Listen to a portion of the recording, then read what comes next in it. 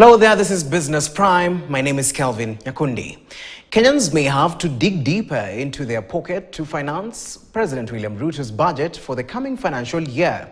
Now, this as the National Treasury unveils a record 4.73 trillion shillings budget proposal for the 2026-2027 financial year, an ambitious spending plan that is colliding with stubborn reality of shrunk wallets and a high cost of living. Esther Dana has more details.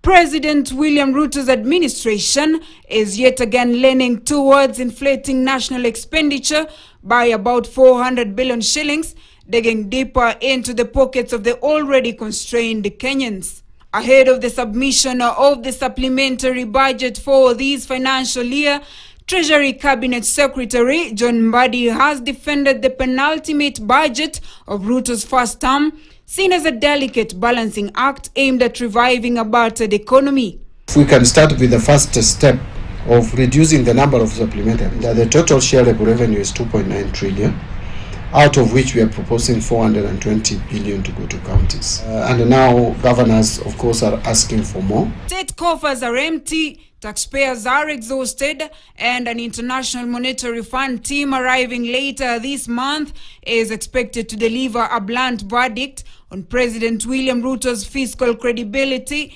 putting to test the government's economic blueprint ahead of the 2027 general elections. In the first half of the financial year 2025-2026, revenue fell short by 136.1 billion shillings.